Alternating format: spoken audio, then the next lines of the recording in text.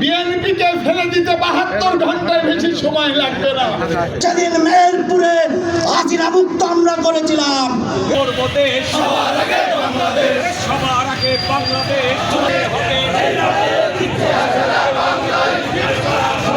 আজ থেকে ঠিক 2 বছর আগে এই স্থানে 4 আগস্ট ছাত্র জনতার ঐক্যবদ্ধ আন্দোলনের পরে বাংলাদেশ জাতীয়তাবাদী ছাত্র দলের নেতৃত্বে সেদিন মেহেরপুরে হাসিনা মুক্ত আমরা করেছিলাম। আরেকটি সংগঠন আমরা দেখছি গতকাল আমাদের রংপুর বেগম রোকেয়া ইউনিভার্সিটিতে ছাত্র দলের ওপর হামলা করেছে। সেই ছাত্র শিবিরকে আজকের এই 5 আগস্ট থেকে সাবধান করে দিতে চাই। ছাত্র দলের বিরুদ্ধে লাগলে দেশ নায়ক তারেক রহমানের বিরুদ্ধে একটি জায়গায় আর কোনো কটূক্তি করলে আমরা ছাত্র দল তাদেরকে দাঁত ভাঙা চোখ কান খুলে রাখবেন।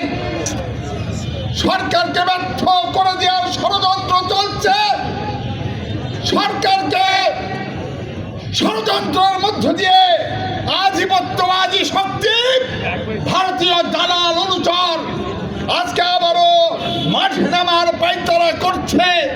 একটাই উদ্দেশ্য, জনগণের কাঙ্ক্ষিত স্বপ্নের বাংলাদেশ গড়ার যে ঘোষণা তারেক রহমান দিয়েছে, আমার 31 দফা কর্মসূচির মধ্যে দিয়ে যে স্বপ্নের বাংলাদেশ, একটি গণতান্ত্রিক বাংলাদেশ আমরা নির্মাণ করতে চাই, সেই গণতান্ত্রিক বাংলাদেশ নির্মাণে বাধা দিতে চান। কেউ কেউ বলছেন বিএনপিকে ফেলে দিতে 72 ঘন্টায় বেশি সময় লাগবে না। ভাইরা আমার, 17 বছর হাসিনা চেষ্টা করেছে বন্দুকের মুখে।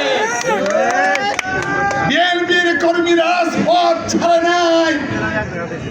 নির্বাচন নিয়ে অনেক তাল বাহানা করেছিলেন, আমরা প্রমাণ করে দিয়েছি।